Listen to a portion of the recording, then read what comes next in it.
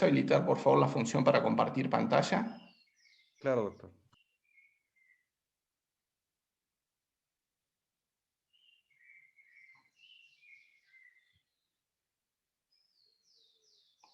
Sigo inhabilitado para compartir pantalla. Ya, doctor, ya la habilitamos. A ver. Dicho esto, el control de calidad sensorial dentro de la empresa, ¿sí? Se constituye de el control de calidad instrumental y el control de calidad sensorial. Ambos son necesarios para poder, digamos, decir que estamos haciendo un control de calidad completo, ¿sí? Esto es algo que es indispensable y se debe de hacer. Esto siempre adentro de la industria, cada industria tiene las metodologías, y esto puede ser con métodos sencillos dentro de la industria, o si requerimos métodos un poco más complejos, podemos derivarlo a el sector científico o a determinados elementos u organismos privados o públicos que se encarguen de realizarlo.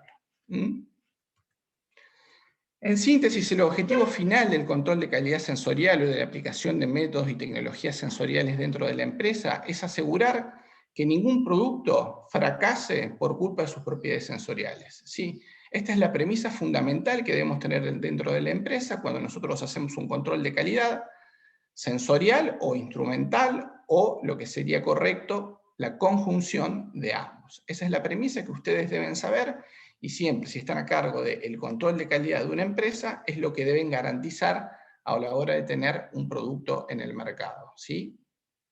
Muy bien.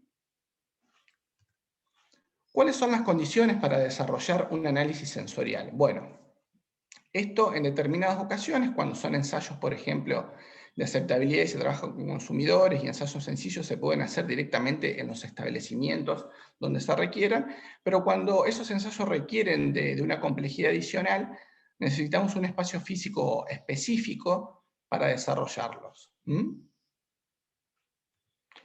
Cuando se utiliza a las personas como un instrumento, digamos, nosotros vamos a utilizar a las personas para hacer un control de calidad sensorial, que sería el equivalente a utilizar, por ejemplo, un pHímetro para medir el pH de un alimento dado, ¿sí? Entonces, es necesario controlar estrictamente a todas esas personas y los métodos, las condiciones, en cuanto a las pruebas que vamos a desarrollar, para evitar los errores, más que para evitar, para minimizar al máximo esos errores que pueden ser causados por un montón de efectos psicológicos que los mismos evaluadores sensoriales ya tienen por una condición de seres humanos, ¿sí? Esas condiciones mentales y físicas que el evaluador tiene y presenta, así como también la influencia del medio ambiente, que es muy importante, donde se desarrollan este tipo de ensayos para hacer el control de calidad, ¿sí? Afectan esa evaluación sensorial. Incluso el tiempo y el momento del día pueden influir mucho en la disposición del evaluador. No es lo mismo hacer una evaluación sensorial cerca del mediodía, donde uno está influenciado por el hambre que tiene o el tiempo que es muy cercano al almuerzo, que hacerlo a media mañana, donde se recomienda que las condiciones psicológicas y fisiológicas son totalmente diferentes. Entonces hay un sinnúmero de elementos externos que van a influir y que uno tiene que tener en cuenta cuando realiza las evaluaciones sensoriales. Entonces, lo que se propone generalmente es contar con un espacio acorde a tal fin, que más o menos está graficado en ese plano, y es las cabinas sensoriales que nosotros tenemos dentro de la facultad y donde trabajamos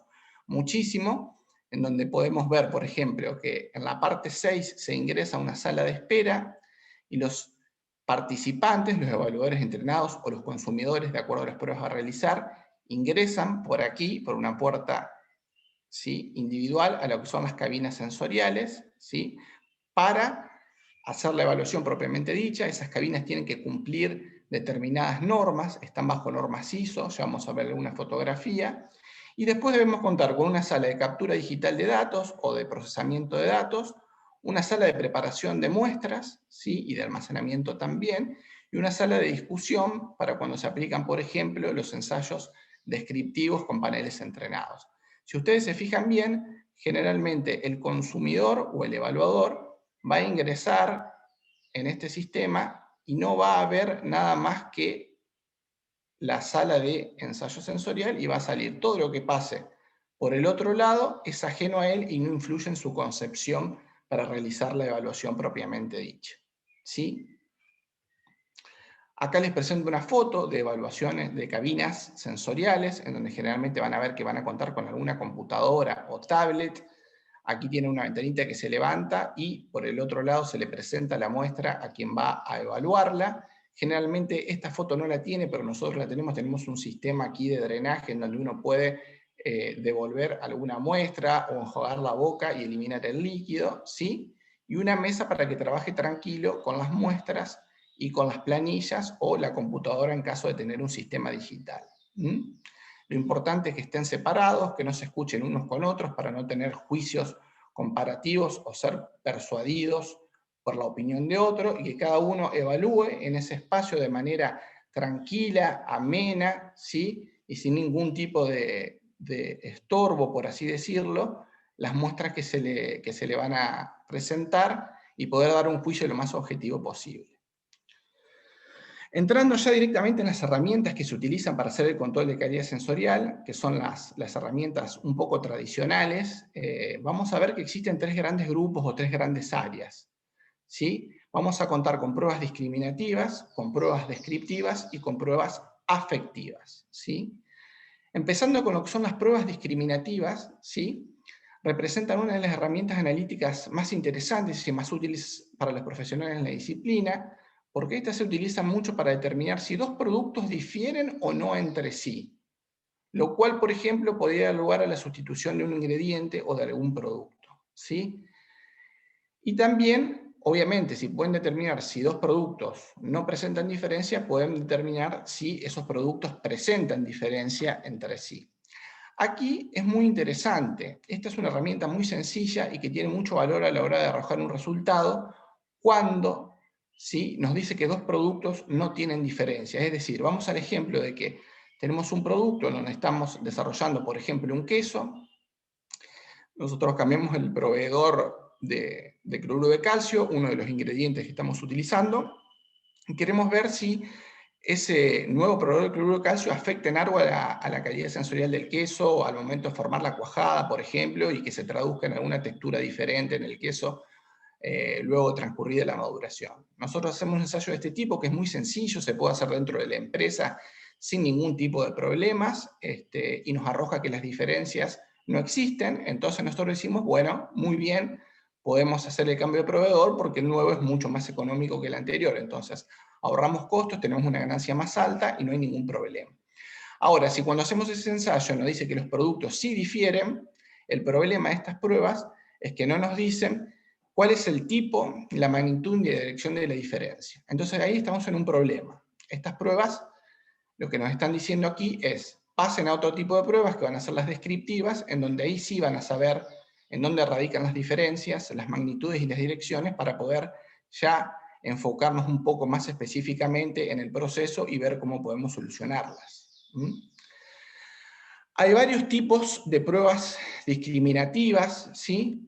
Comparaciones pareadas, comparaciones contra un control, 2 de 3, ensayo triangular, es el que yo les presento en este caso porque es el más utilizado y es un poco el que mayor eficiencia estadística tiene, digamos.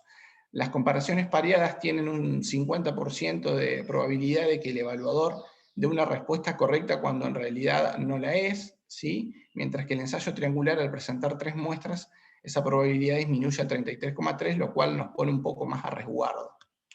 ¿En qué consiste el ensayo triangular? Bueno, se presenta a cada evaluador 3 tipos de muestras codificadas. Vamos a suponer que estamos en el ejemplo anterior, en donde cambiamos el proveedor de cloruro de calcio porque el que nos estaba vendiendo se fue muy alto el precio y conseguimos otro mucho más barato que realmente nos incide en los costos de producción, y queremos ver si el queso sigue manteniendo esa calidad a través del tiempo. Entonces, hacemos el queso como lo veníamos haciendo tradicionalmente y hacemos otro queso con el nuevo cloruro de calcio, ¿sí? Presentamos al evaluador las 3 muestras codificadas, ¿sí? En donde 2 de ellas pertenecen a un tipo de queso y la tercera al otro. Se les indica eso, que 2 son iguales y una diferente, y se les pide que la examinen de manera visual y táctil, olfativa y gustativamente, generalmente de izquierda a derecha. A continuación deben indicar cuál es la muestra diferente en la planilla correspondiente, ¿sí?, que se les da. ¿Cómo se interpretan esos resultados? Bueno, se recurre a una tabla que ustedes pueden ver aquí, ¿sí?, sobre el lado derecho. Y si el número de respuestas correctas respecto al número total de respuestas es igual o mayor al indicado por tablas, vamos a concluir que existen diferencias. Por ejemplo, esta tabla es una tabla de 2 entradas, en donde nosotros vamos a entrar con la cantidad de evaluadores, por ejemplo, que hicieron el ensayo. Vamos a suponer, si me siguen el cursor, 60 evaluadores, ¿sí?, hicieron el ensayo y, por ejemplo, 27 de ellos encontraron cuál era la muestra diferente, acertaron cuál de las 3 era la diferente. Eso quiere decir que nos da una significancia del 5%. Eso nos dice que el P es menor a 0,05. Es decir, podemos concluir con una confianza del 95% de que las muestras son diferentes. ¿Qué quiere decir? Que si tenemos de 27 respuestas para arriba, independientemente del grado de confianza, podemos concluir que las muestras son diferentes. Entonces podemos decir que no vamos a reemplazar el proveedor de cloruro de calcio porque vamos a obtener un producto diferente. En cambio, si obtenemos menos respuestas, 22, 23 o menos, de 26 para abajo, podemos decir que no existen diferencias significativas, ¿sí?, y podemos decir que se proceda a al cambio de proveedor para ahorrar costos, ya que los productos no van a ser diferentes, son características sensoriales en cuanto a la calidad. Entonces aquí estamos haciendo un control de calidad muy simple, muy directo, muy rápido, que nos va a permitir decidir si podemos reemplazar el proveedor o no. ¿Cómo se confecciona esta tabla? Pues ustedes preguntarán de dónde sale eso. Bueno, bien, porque la primera pregunta que puede venir aquí es decir, bueno, si yo tengo, por ejemplo, 60 evaluadores que pasaron a probar el producto y obtengo, por ejemplo, 28 respuestas correctas, no lo encuentro en la tabla, ¿sí? Me voy a 27 y digo que son diferentes con un nivel de confianza del 95, pero probablemente ese nivel de confianza sea mayor. Bueno, esta tabla se construye a partir de una distribución binomial que es bastante sencilla, como ustedes las pueden ver ahí, ¿sí?, en donde A1 es el número total de respuestas y B1 es el número total de respuestas correctas. Fíjense, esto que está acá, yo les voy a mostrar en una tablita, que lo tengo en un Excel, para que vean que estas tablas no son algo mágico, sino que salen de fórmula simple. Ahí lo pueden ver. A, recuerdan, es el número de evaluadores. Teníamos aquí 60 evaluadores, ¿sí?, y suponíamos que aproximadamente 27, ¿sí?, habían dicho que las respuestas, ¿sí?, habían acertado cuál era la diferente, y ahí nos da el grado de confianza, 96%. Nos está calculando el grado de confianza justo. Con esta fórmula se va calculando y se va, en función del número de evaluadores, el número de respuestas correctas, confeccionando esa grilla que yo les mostré en la presentación, ¿sí? Si tuviéramos más, a medida que nos acercamos a 30, tenemos una confianza cada vez más grande de que los productos son diferentes, y si tenemos una menor cantidad de respuestas correctas, por lo menos 15, podemos decirlo con confianza muy baja, es decir, no podemos decir que los productos son diferentes. ¿Estamos? Ese es el razonamiento por el cual nosotros deberíamos, digamos, guiarnos. Para hacerlo más rápido recurrimos a las tablas. Si tenemos las herramientas, directamente lo calculamos y damos el grado de confianza exacto. Bien, continuando entonces con la presentación. Pasamos a lo que son las pruebas descriptivas. Habíamos dicho que si nos arroja este tipo de metodología que las diferencias no existen, podemos sin ningún tipo de problemas y con una seguridad o una confianza del 95% o mayor, que es lo que se sugiere, cambiar de proveedor y garantizar que el producto no va a sufrir ninguna diferencia de calidad organoléptica o sensorial. Ahora, si eso no sucede, nos dice que el producto es diferente, vamos a tener que ver a dónde radican esas diferencias, y para ello tenemos que aplicar otro tipo de pruebas, que son las pruebas descriptivas. Las pruebas descriptivas, generalmente en el análisis sensorial, son metodologías ya más cuantitativas, por así decirlo, porque arrojan valores numéricos y también nos dan una descripción detallada de las características cuantificables de cada uno de sus atributos o descriptores del alimento que estamos ensayando, ¿sí?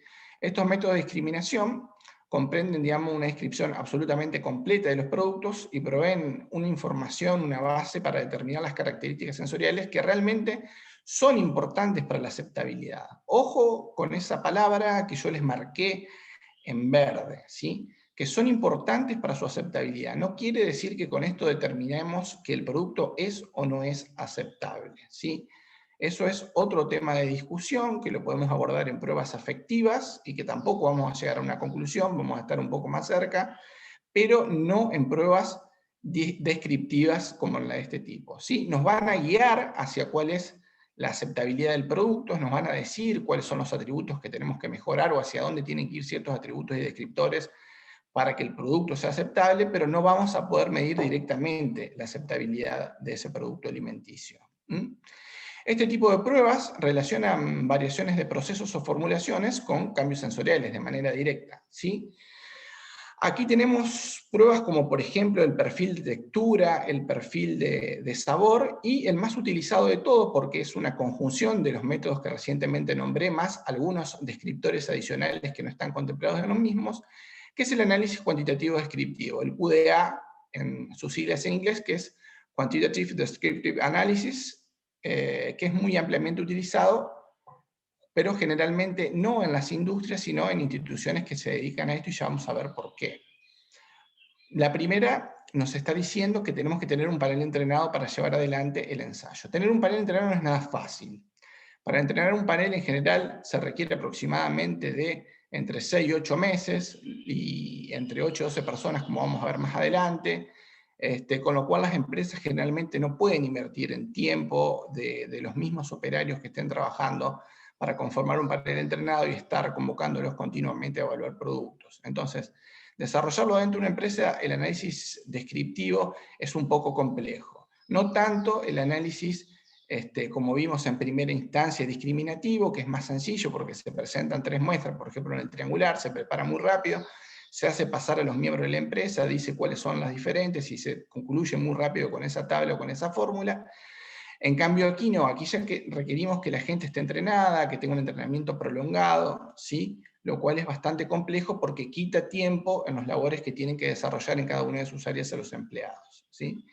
Se necesita definir una lista de descriptores a evaluar según el alimento. Aquí los descriptores que vamos a evaluar va a depender exclusivamente del tipo de alimento que nosotros tengamos como objeto de estudio, no va a ser siempre la misma planilla o la misma lista de preguntas para todos los alimentos, ¿sí? Vamos a ver que generalmente vamos a encontrar entre 8 y 12 descriptores, 13 para poder evaluar, menos sería desaprovechar un poco al panel entrenado, y ya más de 12 o 13 sería un poco quitarles la concentración en los atributos, lo cual no es tan aconsejable. En la etapa de entrenamiento, generalmente el líder del panel decide qué muestras va a presentar en la sesión para facilitar la generación de los descriptores. Es decir, tenemos el panel entrenado, llega un alimento, nos dice, bueno, necesitamos describir, hacer una descripción completa de este alimento, ¿sí? Entonces, el líder del panel convoca a los panelistas entrenados, ¿sí? Y les dice, digamos, que van a hacer una preinstancia de evaluación, ellos ya están entrenados para poder familiarizarse con el alimento que van a evaluar en esta ocasión, ¿sí? Entonces, entre todos ellos, prueban el alimento, conversan y generan cuáles son los posibles descriptores más representativos del mismo. Una vez que examinan todos los productos relativos, ¿sí? En una planilla, vuelcan a esos descriptores y definen cuáles van a ser los atributos. El líder del panel pregunta siempre a los evaluadores que escribieron en esa lista las palabras y las va poniendo en una pizarra generalmente, ¿sí? Y las va agrupando por atributos a cada uno de esos descriptores. Van a ver que de esa primera etapa van a salir un montón, no van a salir 10, 12, van a salir 30, 35, 40, porque cada uno va a tener una percepción diferente del alimento. Como yo le dije, es muy subjetivo la mentalidad de las personas a la hora de hacer un análisis, ¿sí? No es un instrumento propiamente dicho como un pHímetro, un cromatógrafo o cualquier aparato que a ustedes se le ocurra para hacer un control de calidad instrumental. Entonces cada uno va a tener una percepción diferente de cuáles son los atributos o los descriptores de ese alimento. El líder lo que tiene que hacer es escribirlo todo en una pizarra y agruparlos por atributos, ¿sí? Como una misma sensación puede ser definida, digamos, de varias maneras, ese líder lo que hace es agrupar, ¿sí?, esas palabras y decir, bueno, lo que yo estoy diciendo como, por ejemplo, color, transparencia, amarillo, blanco, lo traduzco como intensidad de color. Entonces esos 4 se traducen en un solo descriptor. Esa es la habilidad que tiene que tener el, ¿sí?, el líder del panel para poder tratar de confeccionar la tabla final que va a ser la que va a definir las características de ese alimento. Durante el entrenamiento, también lo que se suele hacer es presentar mucho material de referencia, es decir, alimentos similares al que se va a evaluar dentro de la empresa como prototipo, ¿sí?, que combinado con esa definición de términos que ya los tenemos agrupados y más o menos definidos, nos van a ayudar a estandarizar ese proceso del desarrollo del lenguaje, ¿sí? Es posible que no todas las sensaciones tengan la misma referencia, eso es importante, cada una puede ser relativa a ese alimento o podemos poner referencias que sean de otros alimentos. Lo importante en este sentido es que los evaluadores, cuando se sienten y vean la planilla, que ya vamos a ver más o menos de qué tipo son, entiendan bien lo que tienen que hacer y entiendan bien los extremos a los que están anclados esas planillas. ¿Sí? Bueno, aquí siguiendo, una vez que los evaluadores fijaron los descriptores y se llegó al consenso general y se generaron esos 10, 12 descriptores para diferentes atributos, se procede a la evaluación propiamente dicho del alimento en cuestión que la empresa está desarrollando o está optimizando. Y se procede, digamos, a las cabinas sensoriales. Eso sí, se hacen cabinas sensoriales individuales para aislar todo tipo de estímulo que pueda interferir con la concentración del evaluador.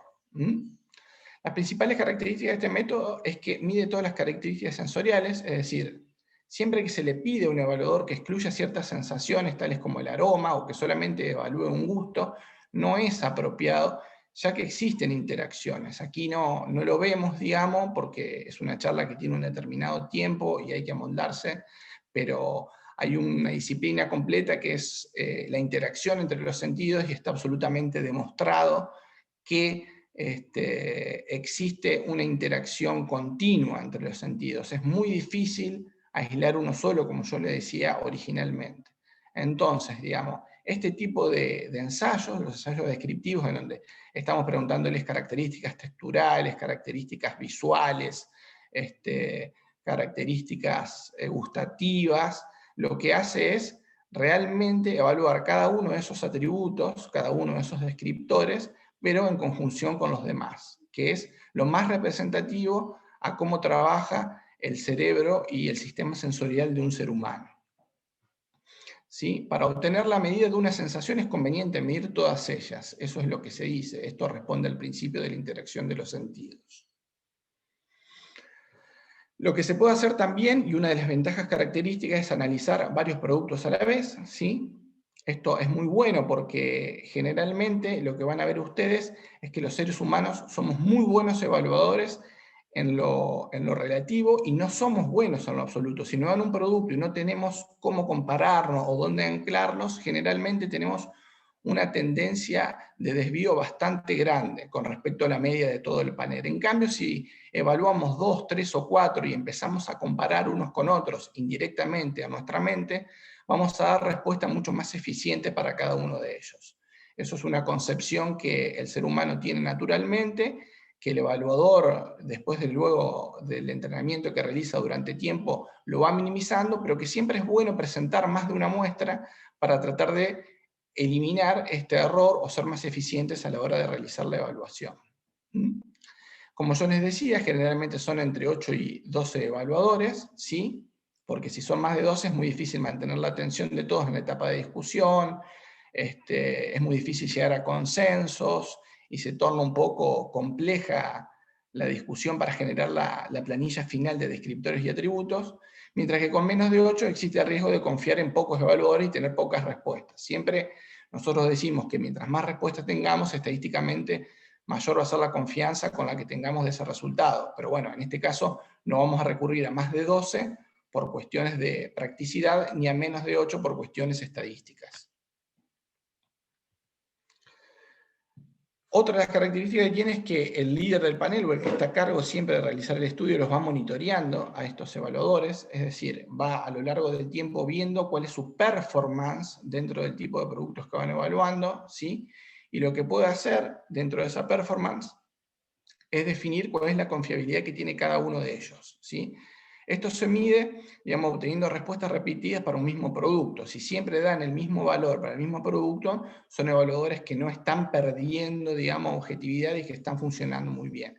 Ahora, si las respuestas esas empiezan a tener variaciones, hay algún problema con el evaluador y generalmente hay que reentrenarlos para volver a sumarlos al panel, o en ciertas ocasiones, cuando no pueden volver a cumplir con estas expectativas porque han tenido algún problema fisiológico o psicológico, directamente ya desestimarlos del panel y tratar de incorporar a otro panelista entrenado que nos haya quedado, digamos, dentro de la lista de espera, en el banco de suplentes, diríamos acá, ¿sí? Bien. Otra de las características principales, como ven, digamos, los análisis descriptivos tienen una gran cantidad de ventajas, pero la desventaja más grande es, digamos, el panel en sí, porque no es fácil entrenarlos y no es fácil mantenerlos entrenados, y tampoco es fácil tener entre 8 y 12 personas disponibles todo el tiempo para generar, digamos, las evaluaciones, pero bueno, en el caso de poder hacerlo dentro de una empresa o en el caso de poder tercerizarlo, es excelente porque nos da, digamos, un panorama absolutamente completo de el alimento que estamos evaluando y nos dice directamente sobre qué etapas de proceso o sobre qué ingredientes o sobre qué aditivos debemos, digamos, volcar nuestros esfuerzos para mejorar ese producto.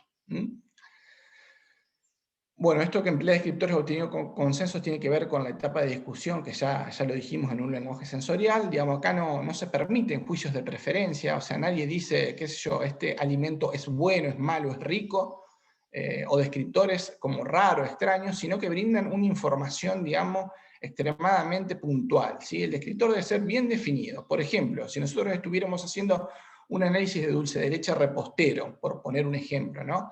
Uno de ellos puede ser velocidad de flujo, ¿sí? Uno de los descriptores, porque ustedes saben que el dulce de leche familiar, repostero y heladero, una de las principales características que lo diferencian son el color y son, digamos, un poco la velocidad de flujo, la viscosidad y su consistencia, esas son sus características texturales. Entonces, la velocidad de flujo es una característica textural que es sumamente importante para diferenciar a los tipos de dulce de leche que existen en el mercado. Entonces, nosotros ponemos como uno de los descriptores que obtuvimos por consenso velocidad de flujo. A esa velocidad de flujo la definimos para que cada uno sepa qué es lo que está midiendo, ¿sí? ¿Qué es? Es tomar una cuchara y medir la velocidad con la que cae cuando ésta se da vuelta. Esa es la definición de velocidad de flujo para nosotros cuando hagamos el análisis sensorial, ¿sí? Y si tenemos que poner referencias, vamos a poner como referencia una leche condensada azucarada como una velocidad de flujo muy alta, es decir, cuando uno da vuelta la cuchara cae muy rápido, ¿sí? No es sostenido, es bastante líquido. Y por ejemplo, un dulce de leche familiar que es muy baja. Uno lo da vuelta, ¿sí? Y tarda en caer o despegarse de la cuchara, ¿sí? Ese volumen de dulce de leche que hemos levantado. Es decir, es muy estricto en cuanto no solamente a la definición de los atributos y los descriptores, sino también a que cada uno de ellos tiene que tener una definición y tiene que tener una referencia para que el evaluador dé un juicio y una respuesta lo más objetiva posible y que la dispersión entre todos los evaluadores sea la menor. Obviamente es un método cuantitativo, esas escalas se traducen a números, cada uno de esos descriptores que conforman los atributos van a tener un número y cuando se evalúan diferentes muestras se va a obtener un promedio, una desviación estándar que va a ser sujeta a un análisis estadístico que nos va a decir si existen o no diferencias significativas entre las muestras y cuáles de esos descriptores van a ser mayores o menores para cada una de las muestras. Esto es muy importante porque esto sí nos está diciendo la magnitud de la diferencia, nos está diciendo cuál es la diferencia y nos está diciendo también la dirección, que es algo de lo que carecíamos en las pruebas de control de calidad sensorial discriminativas, ¿sí? Esto viene a subsanar ese defecto y nos va a decir cómo tenemos que proceder dentro de la industria o en qué partes del proceso tenemos que intervenir para mejorar ese producto, ¿sí? Y este es un ejemplo de la planilla que se va a presentar. Sabor a vainilla, supónganse que estamos evaluando un postre, uno de esos 8, 10, 12 descriptores va a ser sabor a vainilla. Generalmente lo que se utiliza se llaman escalas no estructuradas, hay diferentes tipos acá, pueden ser escalas estructuradas, no estructuradas, digamos,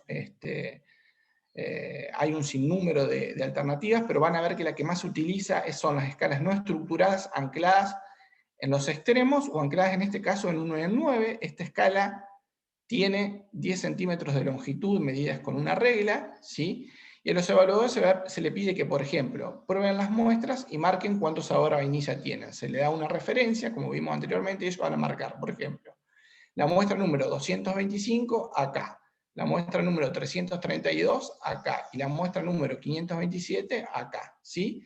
Y lo que se hace es se mide, esto se traduce en un número, se mide y la primera muestra acá en 3,6 centímetros, con lo cual su puntaje es 3,6. La otra está en 4,8, el puntaje es 4,8, y la otra está en una distancia de aquí de, por ejemplo, 5,2 y su puntaje es 5,2. Entonces, sobre ese atributo se recogen todo lo que han volcado en esas planillas los evaluadores entrenados y se hace la estadística correspondiente para ver cuáles son las diferencias entre las muestras. Cuáles son las que tienen más sabor a vainilla y cuáles son las que menos sabor tienen a vainilla. Generalmente se utiliza un sistema simple, que es una ANOVA, en donde nos va a decir si el modelo tiene o no tiene diferencias significativas entre las muestras, y si nos da que hay diferencias, se aplica un test post-hoc sencillo de Tukey, en donde nos va a decir cuáles son las que tienen más sabor a vainilla estadísticamente y cuáles son las que menos tienen sabor a vainilla también estadísticamente, ¿sí? Acá no vamos a hablar nunca de porcentajes, tiene tanto porcentaje de sabor a vainilla, tanto más, tanto menos. Acá hay que hablar estadísticamente y hay que ser muy riguroso. Si la estadística nos dice que son para un P menor a 0,05 con una confianza mayor al 95% diferentes, van a ser diferentes. Si la estadística nos dice que no son diferentes, no son diferentes y no discutamos mucho más al respecto. Después todo lo que se pueda leer de porcentajes o discusiones subjetivas no sirven. Debemos aplicar técnicas que sean estrictamente estadísticas para dar nuestros resultados y ser confiables, ¿sí? Por último, los resultados que se analizan estadísticamente, bueno, esto es lo que comenté, ¿sí? Se pueden utilizar estadísticas multivariadas que vamos a ver al final de la presentación, que lo que tienen de interesante es que dan mapas, digamos, bidimensionales o tridimensionales donde se puede ver de manera muy interesante, digamos, cada una de las muestras y la cercanía que tienen a esos atributos y cómo están conformados, o sea, cuáles son los atributos que más las describen a esas muestras. Eso lo vamos a ver cuando abordemos las herramientas futuras. Y por último, lo que tenemos son las pruebas afectivas. Bueno, las pruebas afectivas son aquellas pruebas que trabajan ya con consumidores. Es decir, vimos en primera instancia las pruebas discriminativas para poder hacer un control de calidad dentro de las empresas. Esa es la que utilizan generalmente, son evaluadores no entrenados, pero que generalmente conocen muy bien las muestras que van a evaluar, o sea, los mismos empleados o miembros de la empresa que están en continuo contacto con esos productos, ¿sí? No necesitamos entrenarlo, pero tienen que conocer las muestras. Vimos las pruebas discriminativas para realizar controles de calidad, desarrollo de productos y un sinnúmero de actividades dentro de la empresa, pero que ahí sí ya requeríamos un panel que esté entrenado y tenga mucha formación al respecto para definir y cuantificar cada uno de los descriptores que pertenecían a los atributos de ese alimento. Y por último, tenemos las pruebas afectivas que no utilizan ninguno de estos dos tipos de evaluadores, sino que ya directamente utilizan a los consumidores, es decir, las personas que directamente son las que adquieren el producto, van a comprarlo, ¿sí? Y nos dan sus juicios en función de sus características y perspectivas personales, ¿sí? Lo cual obviamente va a estar influenciado por un montón de factores que ya vamos a ver más adelante, pero que en realidad es una herramienta muy interesante. ¿Por qué? Porque a veces, no a veces, yo diría siempre, el consumidor es el que determina si el producto va a tener éxito en el mercado o no. Entonces, hacer pruebas afectivas probablemente sea, y ya vamos a ver, una de las herramientas futuras a implementar en el control de calidad, porque nos va a dar una respuesta directa entre el mundo de la empresa y el consumidor. Es decir, ese puente no va a ser tan estrecho, sino que va a ser un puente más amplio, va a ser un puente entre la empresa y el proceso propiamente dicho, y lo que el consumidor está necesitando, está pidiendo y está exigiendo, ¿sí? Ahora bien, ¿Cuáles son los fundamentos de esas pruebas? ¿Sí? Estas pruebas se dividen en dos grandes tipos. Pueden ser pruebas de preferencia o pruebas de aceptabilidad. Generalmente, no sé si un problema, pero bueno, una de las condiciones que por ahí es compleja en este tipo de pruebas es que requieren un gran número de evaluadores. Se dice que más de 100. Esto va a depender obviamente también de los productos. A veces se puede hablar de 70, 80 para arriba y a veces se tiene que hablar de productos de evaluadores, una cantidad de evaluadores de mayor a 200, 300, y cuando se están haciendo, por ejemplo, estudios poblacionales o se quiere inferir sobre algún determinado comportamiento de la población, evidentemente ahí vamos a tener que tener un porcentaje muy representativo, de lo cual nos vamos a estar hablando de más de 1000, por ejemplo, 2000 evaluadores, lo cual, digamos, requiere de un tiempo considerable para relevar esa información. ¿Sí? Acá no es necesario, como yo le dije, utilizar a nadie que sea entrenado, porque el objeto son los consumidores, ¿sí? Y para el caso de aceptabilidad pueden aplicarse sobre un único producto o más de uno a la vez, ¿sí? En preferencia, siempre generalmente las comparaciones son por orden o pareadas. En cambio, en el caso de aceptabilidad se pueden aplicar a más de un producto para tratar de ahorrar un poco los tiempos del ensayo.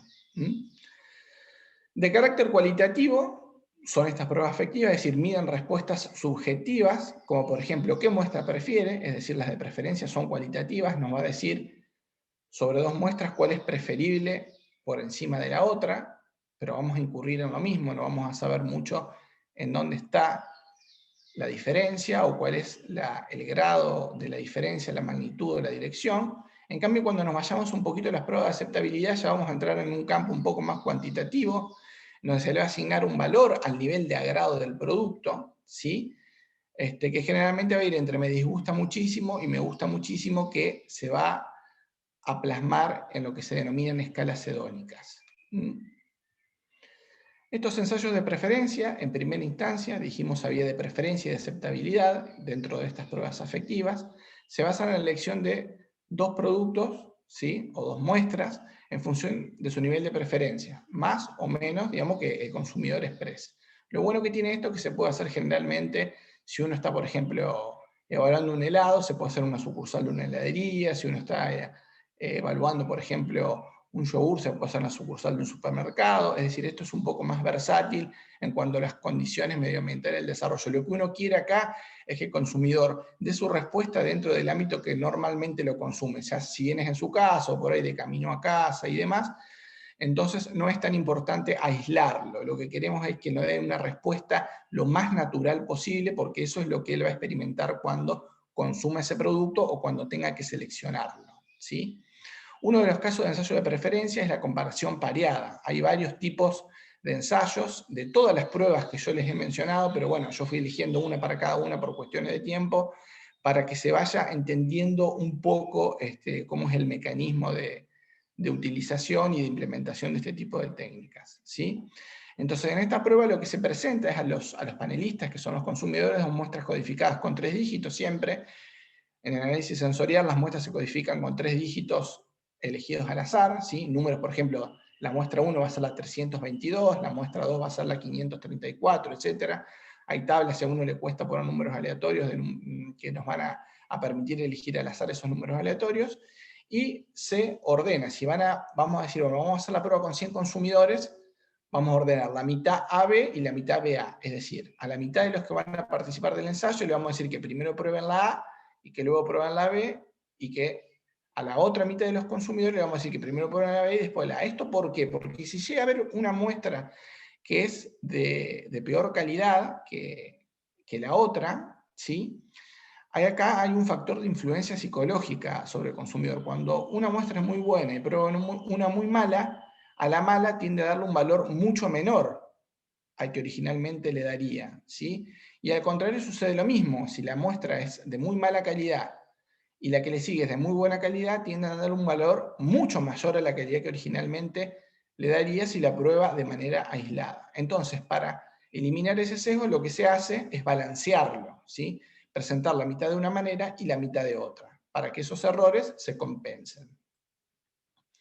¿Cuáles son las ventajas que tiene? Bueno, es muy sencillo de organizar, porque se presentan dos muestras, se le pide al consumidor que las pruebe y que indique cuál prefiere, ¿sí? No produce fatiga, no requiere repeticiones, es muy sencilla y rápida, pero bueno, como les decía, tiene la desventaja de que existe una alta probabilidad de error, porque son dos muestras y si alguien la percibe como muy parecidas y yo lo obligo a que elija una por sobre la otra, lo va a hacer y va a dar una respuesta que probablemente no sea muy correcta porque le estoy exigiendo que me diga cuál prefiere cuando en realidad posiblemente prefiere las dos por igual, ¿sí?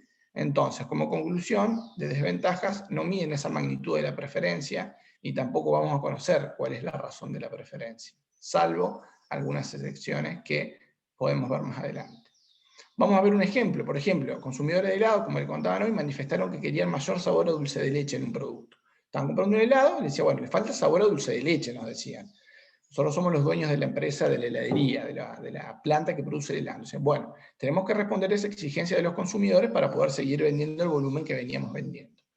¿Qué hacemos? Desarrollamos un prototipo que llamamos A y lo sometemos a una evaluación con un panel entrenado.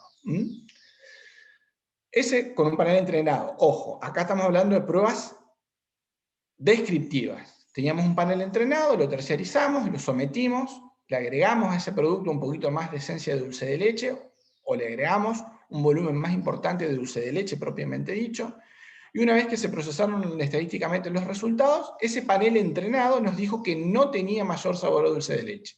Es decir, que esa intervención que hicimos agregándole más dulce de leche o más esencia de dulce de leche no resultó, que deberíamos haberle agregado más. Pero bueno, ahora los consumidores pensarán lo mismo, porque ojo, los consumidores dan sus juicios objetivos desde su punto de vista y de sus características y de su entorno. En cambio, los panelistas entrenados están mucho más finos, son mucho más estrictos para evaluar ese producto en el sabor dulce de leche. Entonces, podría llegar a haber un contraste y podríamos llegar a cometer el error de que lo que nos diga el panel entrenado en muchas ocasiones no sea reflejado en los consumidores. En este mismo ejemplo, en donde los panelistas entrenados nos dijeron que no había diferencias, obtenemos estas respuestas en las pruebas afectivas por parte de los consumidores. 32 personas prefirieron el nuevo producto, el A, el prototipo que nosotros pensamos que tenía mayor sabor a dulce de leche, mientras que 10 personas prefirieron la muestra B, o sea, la original. Y en este caso nosotros no forzamos, dimos la opción de que digan que no preferían ninguno sobre el otro, ¿sí? Y ahí 58 personas nos manifestaron que preferían las dos por igual. ¿Estamos? Muy bien, entonces aquí lo que tenemos que ver es cómo procesamos esos resultados. Cuando se prefieren las dos por igual, se divide por 2 y se suma a cada una de las dos muestras, a A y a B. Entonces, en este caso, 58 dividido 2 va a ser 29, lo vamos a sumar a 10, vamos a tener 39, y para A vamos a tener 61. Y como son comparaciones pareadas, vamos a entrar en una tabla que es parecida a la del ensayo triangular, pero que se rige con otra fórmula binomial, digamos, más sencilla todavía, ¿sí? Y a partir de ahí podemos sacar una conclusión. Fíjense, estamos hablando de 100 consumidores, ¿no? 58 más 32, 90, más 10, 100 consumidores, ¿sí? Y 61 prefirieron A. Entonces, en 100 consumidores, 61 prefirieron A. ¿Qué nos está diciendo? Que con un nivel de significancia del 5%, con una confianza del 95%, podemos decir que los productos son diferentes, que A es diferente a B. Entonces los consumidores nos están diciendo que nosotros podemos vender el helado con un rótulo que diga más sabor a dulce de leche. Y eso va en contraposición con lo que nos dijo el panel entrenado. ¿Y esto por qué es así? Porque el panel entrenado está mucho más asociado y tiene mucho más desarrollado los sentidos para detectar pequeñas diferencias. En cambio, los consumidores en sus ámbitos de consumo no. Entonces, a veces es muy bueno tener los paneles entrenados, pero a veces es mucho mejor trabajar con los consumidores.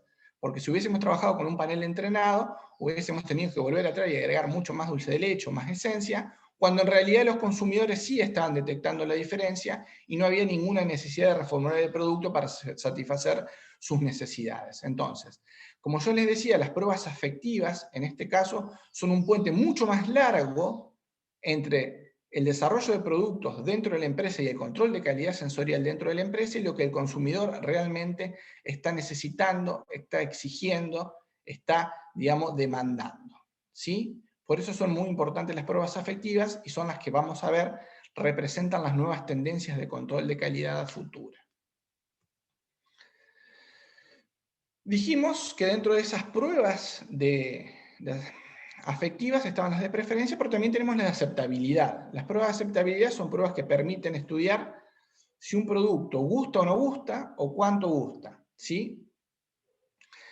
Se puede utilizar para más de un producto, y acá lo que hay que tener en cuenta, y que es un error que se comete muy a menudo, yo lo veo cuando veo o corrijo papers, o mis estudiantes me consultan y demás, dicen, bueno, me dio un determinado valor, entonces el producto es aceptable. Acá, ojo, ¿se acuerdan que cuando veíamos el análisis cuantitativo descriptivo decíamos que es una herramienta que nos dirige hacia la aceptabilidad del producto? Es decir, por medio de eso, a través de eso, vamos a llegar a lograr que un producto sea lo más aceptable posible, ¿sí? Nos va a conducir a un producto aceptable, pero no nos va a decir si es o no es aceptable.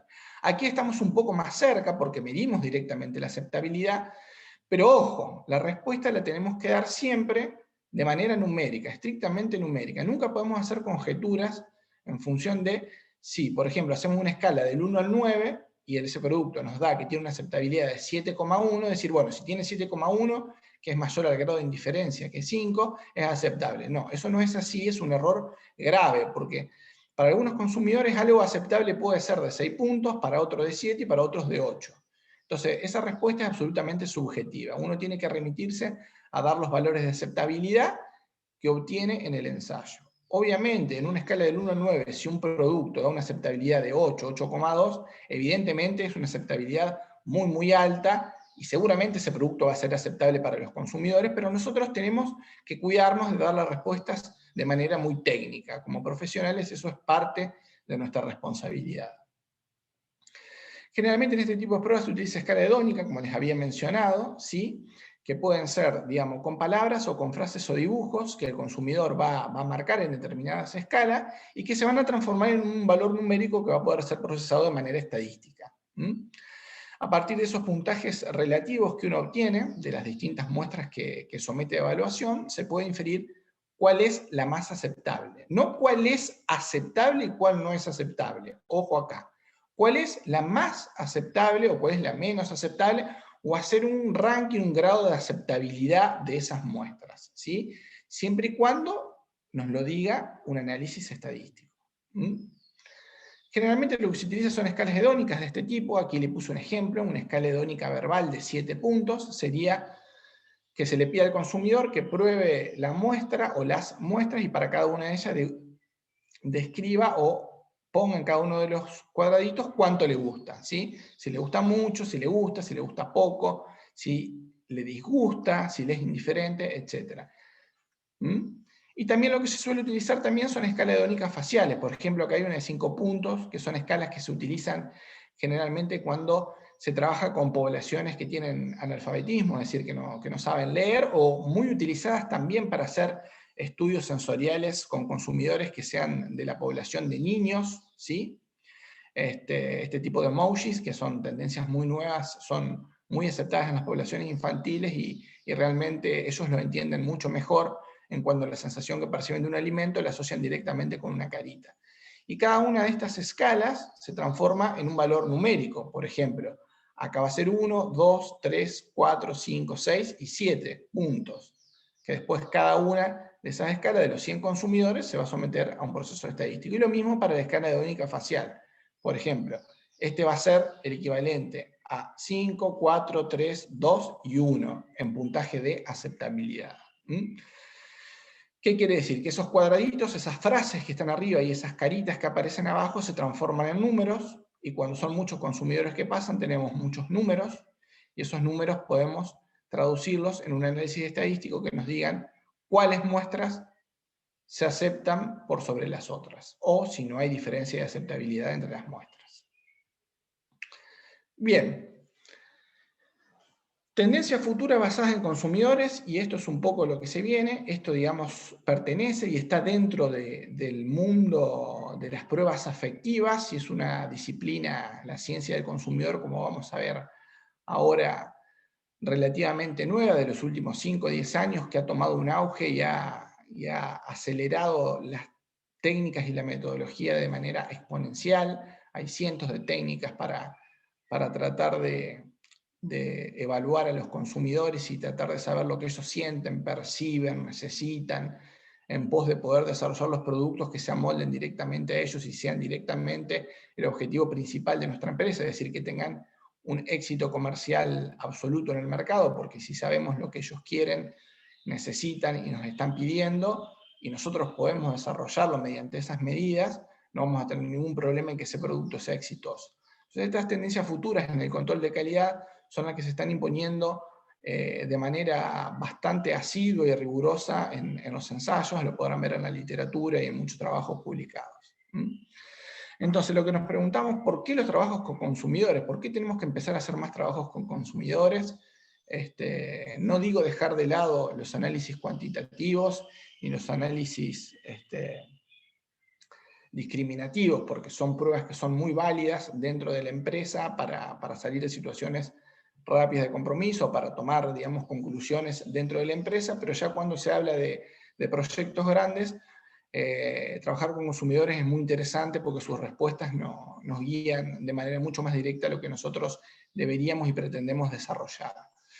Entonces la pregunta sería, ¿por qué trabajar o por qué hacer ensayos con consumidores? ¿Sí? La primera respuesta que yo le daría es que, en efecto, digamos, el acto de comer va más allá de saciar el hambre, no es solamente eso, ¿sí? El consumidor quiere nuevas propuestas, es muy exigente, el consumidor quiere que se satisfagan sus necesidades, ¿sí? Y las necesidades del consumidor vemos que cada vez son más diversas y son más estrictas, ¿sí?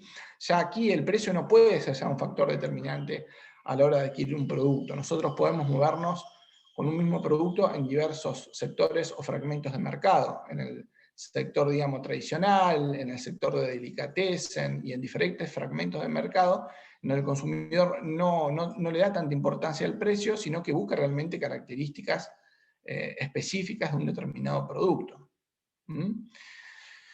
Cada vez existen más fragmentación en sus opiniones, es lo que yo le decía, cada vez es más diverso y es más amplio lo que cada uno quiere, ¿sí? Empiezan a aparecer nuevas culturas alimentarias, nuevas formas de alimentarse, nuevas necesidades, nuevas formas de placer en la alimentación, lo cual requiere, digamos, recabar muchísima información para saber qué tengo que hacer yo con mi producto para poder venderlo, para poder llegar a un segmento lo más amplio posible de mercado.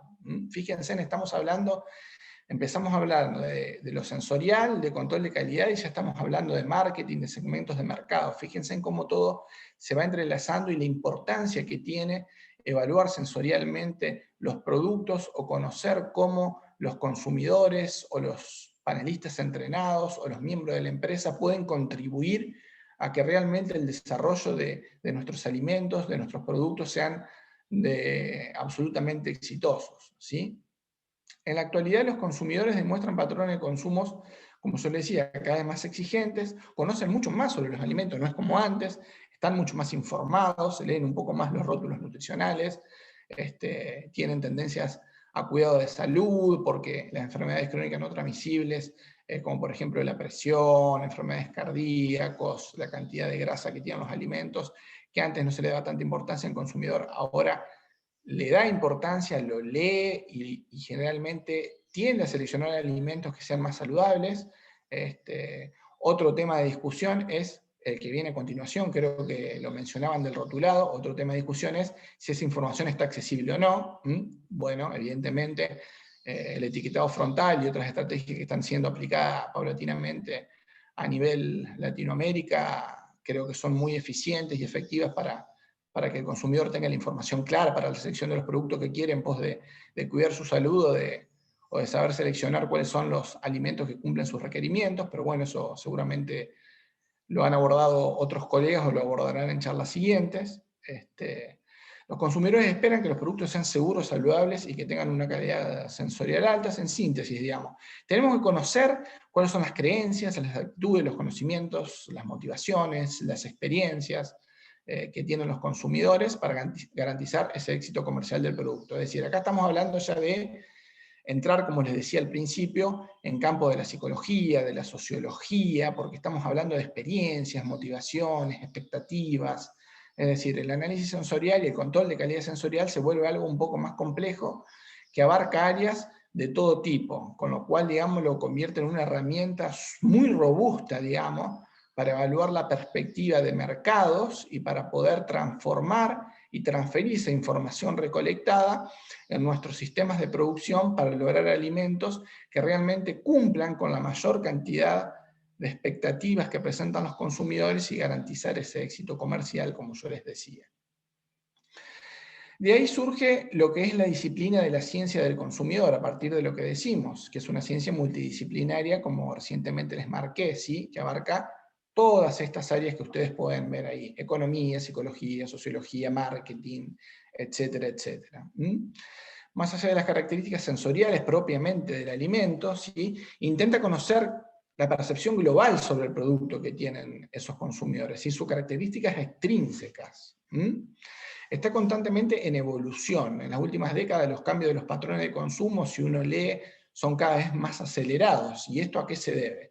A que hay factores biológicos y fisiológicos asociados a la edad, al género, factores genéticos, estado del sistema inmunológico, etcétera, ¿sí? Un alimento generalmente no va a tener la misma aceptabilidad o preferencia para un joven o un adolescente que para una persona de la tercera edad. Entonces es necesario saber a qué segmento del mercado vamos a apuntar, digamos, qué sé yo. Por ejemplo, ¿no es cierto?, al estado de la salud bucal. Si tenemos un producto, digamos, vamos a tener que tener unas texturas que sean aptas para ese estado de salud y no texturas que sean duras, que no puedan ser, digamos, procesadas y generadas, digamos, en un bolo alimenticio para después poder pasar al aparato digestivo. Es decir, se convierte todo en un poco más meticuloso y un poco más fino a la hora de determinar qué es lo que yo tengo que explorar para desarrollar u optimizar los productos que yo estoy elaborando. El entorno y el contexto es muy importante también. Debemos saber para lo que el consumidor, digamos, nos está expresando en cuanto al momento del día que consume el alimento que nosotros les estamos ofreciendo, los momentos del año, en qué entornos sociales los está consumiendo esos alimentos, si lo consume en familia, en reuniones sociales, si su consumo es asiduo, es decir, diario, si es esporádico, solo los fines de semana, si generalmente está acostumbrado a consumirlo solo o con otras personas, si lo elige por una cuestión también de conveniencia, porque es más fácil de cocinar o de procesar, o porque es algo que es mucho más práctico, etcétera, etcétera. ¿Sí? Existen también los factores nutricionales que hoy mencionábamos. Los consumidores hoy se fijan mucho en las características nutritivas y de calidad nutricional de los alimentos, ¿sí? El contenido calórico, las situaciones de tentación y restricción, de apetito, etc. Los factores socioculturales aquí también son muy importantes. Nosotros tenemos varios papers publicados y se notan diferencias muy grandes, digamos, entre los patrones de diferentes culturas, entre las educaciones. No es lo mismo lo que pretende alguien con niveles educativos más bajos que lo que pretende de un alimento alguien con niveles educativos más altos. Los niveles socioeconómicos influyen, la ética y la moral, las actitudes o creencias y conocimientos, ¿sí? El consumidor también está influenciado por efectos psicológicos, la personalidad, recuerdos o experiencias previas vividas con situaciones parecidas a lo que le estamos ofreciendo. Es decir, en síntesis, lo que yo le vengo a traer es, y le quiero decir con esto, que parece algo muy complicado, que explorar, digamos, a los consumidores es, digamos, muy, muy interesante. Hay que saber apuntar y definir sectores de mercado, hacia dónde vamos a dirigir el producto y concentrarnos en esas franjas etarias. O explorar un universo relativamente grande y saber a dónde encaja nuestro producto o cuáles son las modificaciones que tenemos que hacerle para poder segmentar el mercado y dirigirlo hacia quienes nosotros queremos dirigirlo. Porque el consumidor en realidad no se come igual estando feliz, deprimido, estresado o enfadado. Fíjense en cómo responde psicológicamente el consumidor, ¿sí? Eso es absolutamente cierto, ¿no? Uno cuando está feliz come de una manera, cuando está deprimido come de otra manera, o sea, come otras cosas y trata de compensar esa sensación con los alimentos en muchas ocasiones. En esta pandemia verán que muchos de nosotros hemos aumentado un poco de peso, pero bueno. Comprar comida Para comer en el trabajo no es lo mismo que para comer en casa. Uno para comer en casa generalmente va a comprar productos menos procesados porque el proceso lo va a hacer tranquilo en el hogar, mientras que para el trabajo va a tender a comprar productos más procesados, ultraprocesados, que sean de consumo directo para continuar con su jornada laboral. Entonces hay que ver aquí, en función de lo que nosotros estamos apuntando a qué segmento de mercado, qué tipo de alimento deberíamos desarrollar. Diferentes alimentos se asocian a diferentes estados de ánimo. Esto es muy parecido con lo que dijimos al principio. Generalmente cuando uno tiene una situación de disfrute, de goce, tiende a consumir más alimentos, qué sé yo, por ejemplo, chocolates o cosas por el estilo que no son de consumo periódico, ¿sí? En cambio, cuando está en situaciones de estado de ánimo normales, de trabajo, de vida cotidiana, no tiende a consumirlos en su mayoría. Entonces tenemos que saber si ese producto va a estar dirigido a un consumo habitual o a un consumo en situaciones específicas, ¿sí? Fíjense, digamos, en la encuesta, estas son frases recolectadas por diferentes técnicas. En el trabajo, dijo un consumidor, el café lo tomo solo y sin azúcar, porque soy un hombre serio, maduro y fuerte, pero en casa lo tomo con leche y dulce. Entonces, en realidad, lo que a él le gusta es con leche y dulce, pero después él demuestra en otro contexto social, quiere proyectar una perspectiva de lo que realmente no siente del todo, ¿sí? Pero bueno, eso encaja en torno a lo que son los comportamientos sociales, ¿sí? Esto viene un poco a describir todos los patrones de comportamiento que recientemente le dije. Yo, comida preparada solo en emergencias, porque me importa la salud de mis hijos. Es una emergencia llegar después del gimnasio 3 o 4 veces por semana, y no, no es una emergencia. Entonces, uno dice una cosa, pero en realidad está haciendo otra. ¿Mm?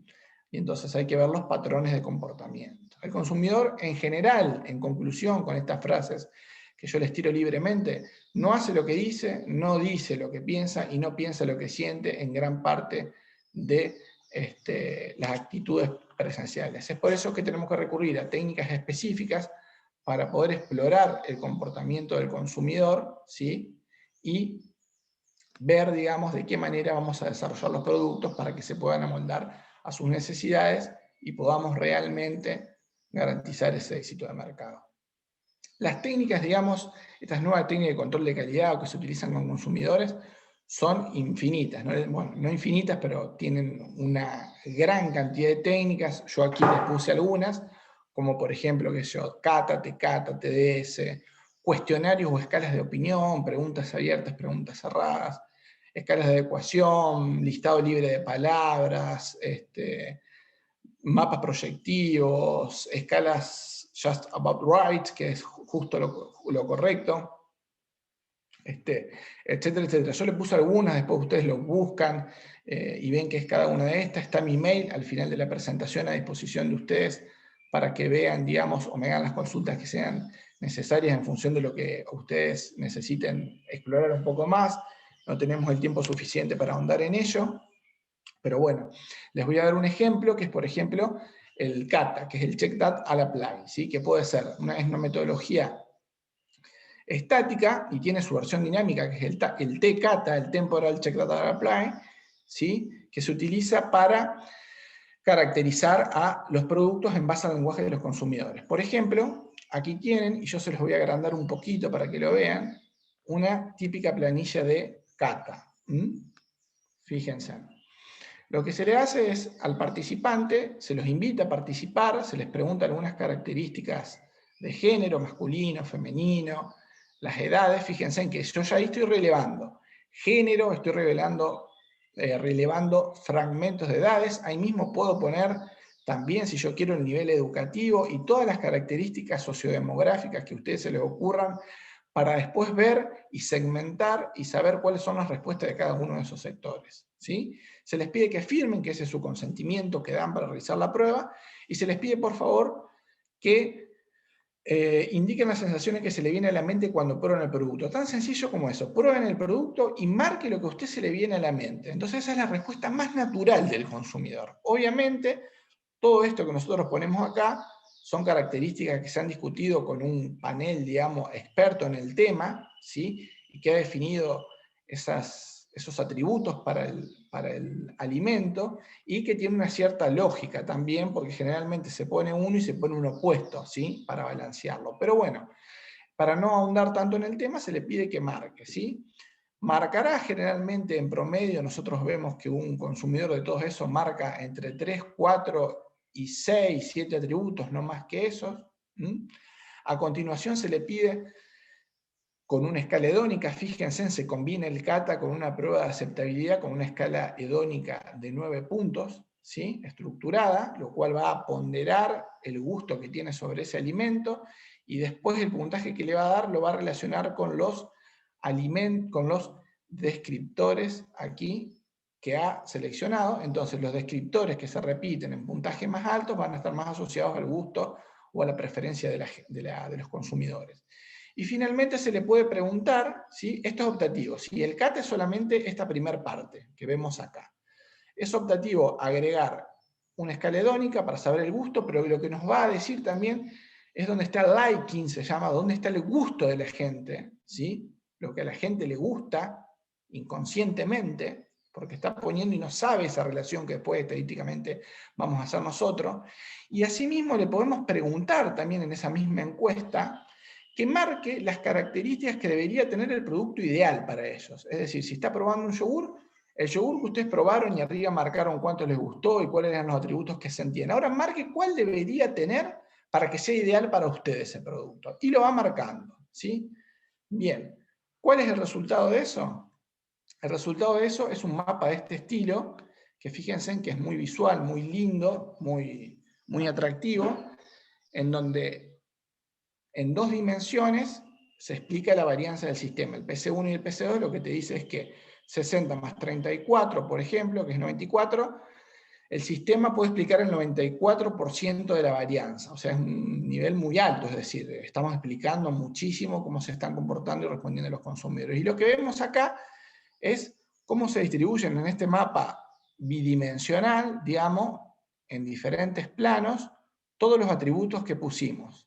Vemos las muestras, fíjense con triangulitos, a dónde están ubicadas, y también vemos en esa asociación que hace el programa estadístico dónde está el gusto de los consumidores y dónde estaría el producto ideal. Fíjense que el gusto siempre está muy cerca del producto ideal, porque indirectamente los consumidores van a asociar esos atributos. Cuando les gusta mucho un producto y en la escala hedónica ponen valores altos, van a poner arriba sensaciones que se van a repetir en el producto ideal. Entonces siempre van a estar parecidos. ¿Y qué nos está diciendo este mapa a grandes términos? Que el gusto de las personas, por ejemplo, en una bebida fuesta, en una bebida fermentada de naranja y una bebida fermentada de frutilla, está, digamos, relacionado generalmente con lo dulce, con la intensidad del color, con lo refrescante, con lo natural, mientras que lo ideal está relacionado con el gusto frutal, el gusto a frutilla, también la intensidad de color y lo dulce, ¿sí? Y lo que nosotros podemos ver es a dónde están las muestras. ¿Cuál sería la mejor muestra para nosotros, digamos? Y evidentemente la que está más cerca de lo ideal o del gusto, que sería la muestra verde, M1.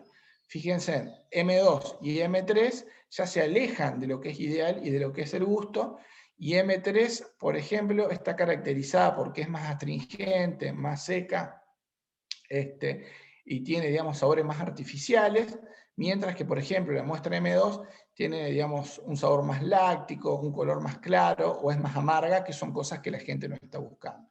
Entonces, en este mapa, y luego de hacer estos resultados, es muy fácil, digamos, luego hacer, ya les digo, un análisis estadístico con determinados programas, que veamos cuáles de las muestras están asociadas a qué atributos y hacia dónde deberían moverse estas muestras, ¿sí? Para poder cumplir con las exigencias de los consumidores en un solo ensayo y garantizar nuevamente, como les vengo repitiendo a lo largo de toda la disertación, el éxito comercial del producto en el mercado. Bueno, muchas gracias y abajo tienen mis correos electrónicos para anotar y cualquier consulta estoy a disposición. Muchas gracias al doctor Facundo Cufia por la disertación del día de hoy. Quedamos agradecidos por la exposición que nos ha brindado, doctor. A continuación, las preguntas. Les recordamos a los asistentes que pueden realizar sus preguntas a través del chat. La Bien. primera pregunta nos dice de la siguiente manera. La ingeniera Paola Argüello. Buenas tardes. Gracias por la exposición. 2 preguntas. 1. ¿En qué caso sería adecuado forzar una elección en una prueba pareada y en cuál no es conveniente? Bien. Buena pregunta. Cuando uno fuerza una decisión es cuando generalmente quiere definir muy rápidamente cuál producto, digamos, se prefiere sobre otro, cuando hace una intervención que es sustancial, es decir, que uno está esperando encontrar una diferencia y que hay una probabilidad muy alta de que encuentre una diferencia. En el caso que yo planteé, vamos a suponer que nosotros no tenemos restricciones económicas o no hay tanta influencia en el proceso, en el agregado de una esencia de dulce de leche, por ejemplo, para que ese helado tenga mayor sabor a dulce de leche.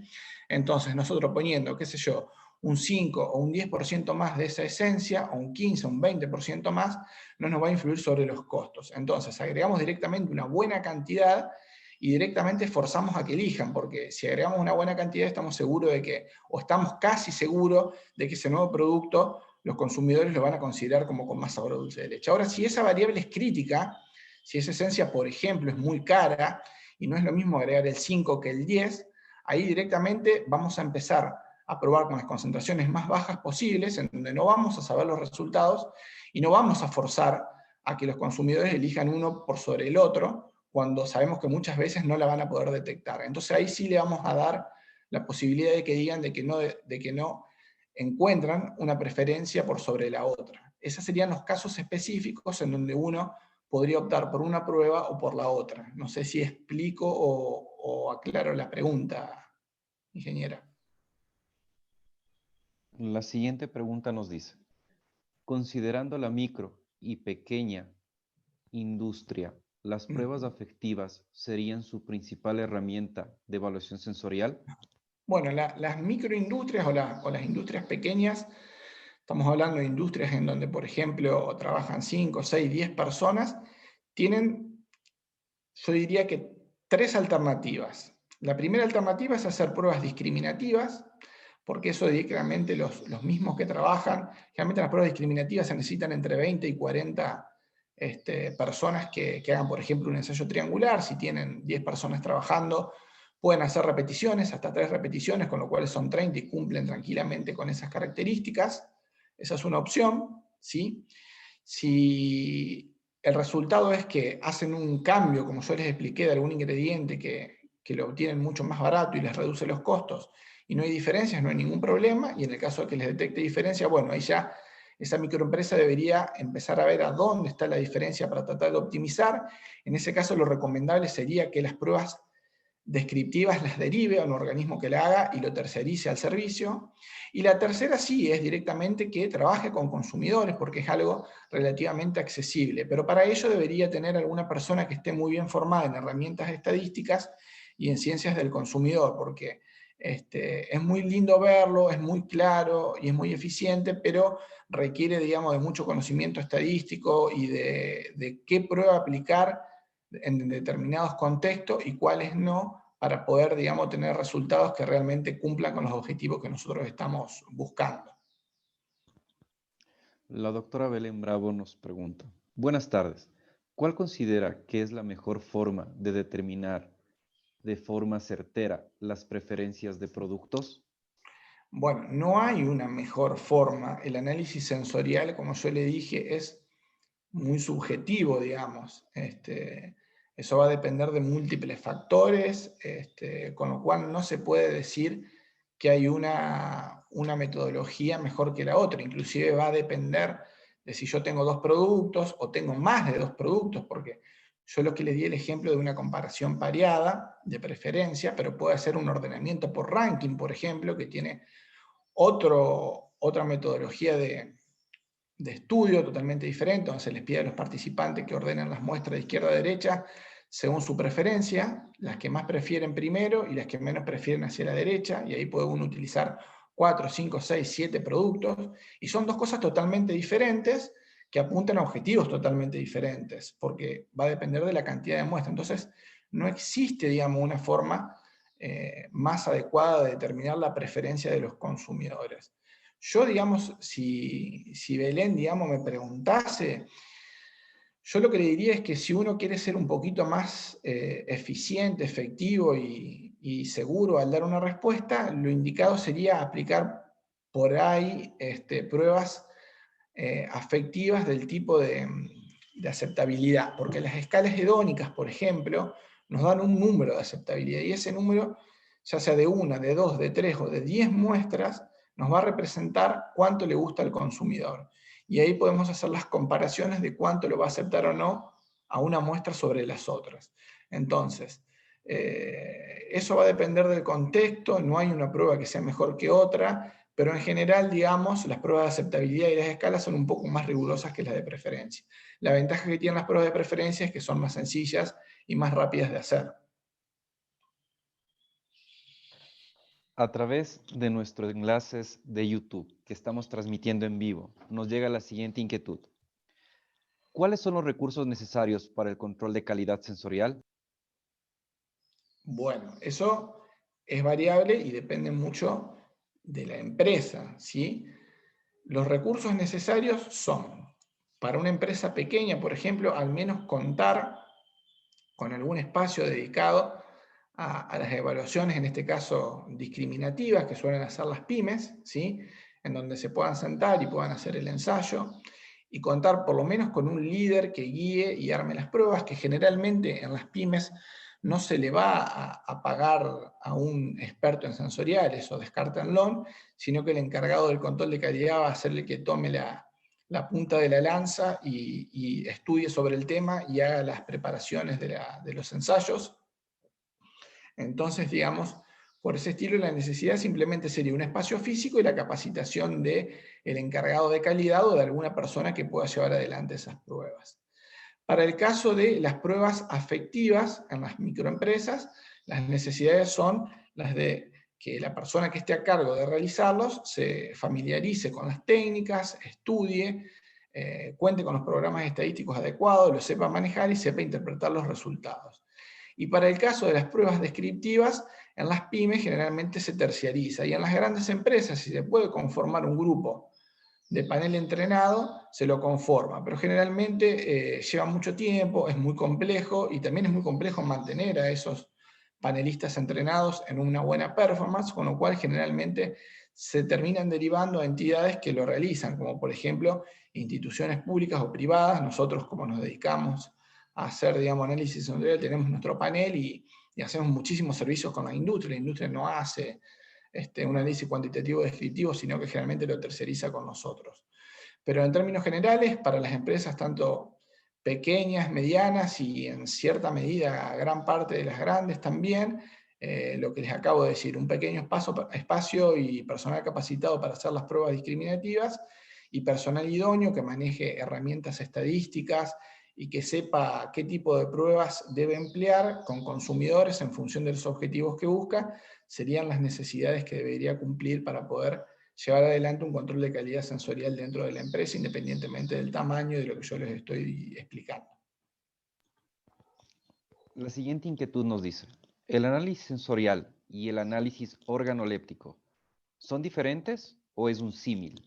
No, lo organoléptico está relacionado intrínsecamente con lo sensorial. Organoléptico significa, digamos, lo que sienten los órganos, es decir, lo sensorial relativo a los órganos. Es decir, hacer un análisis sensorial es hacer un análisis organoléptico completo. Son palabras, digamos, similares, pero el término correcto sería decir análisis sensorial, no organoléptico. Pero bueno, se suele ver mucho en la literatura de que los alimentos tienen determinadas características organolépticas y no está mal. Lo correcto sería decir las características sensoriales, pero tampoco está mal decir organoléptico. Agradecemos la participación del doctor Facundo Cufia. Las preguntas que nos sigan llegando al comité, pues nosotros la transmitiremos mediante vía correo electrónico para que tengan la amabilidad de contestar. Nuevamente, doctor, agradecemos la participación en el Congreso de Producción Pecuaria y Agroindustrial que se ha llevado a cabo en esta semana mediante vía virtual en la Escuela Superior Politécnica de Chimborazo. Esperamos contar con su presencia en próximas ocasiones y que sea ya de manera presencial en nuestra institución. Muchas Muy bien, gracias, doctor. Iván. Muchas gracias por la invitación y también muchas gracias a los participantes por sumarse a la charla y también por las preguntas y las inquietudes que han realizado, que demuestran que han estado atentos y bueno, a disposición de todos ellos para lo que necesiten. Muchas gracias. Muchas gracias a usted.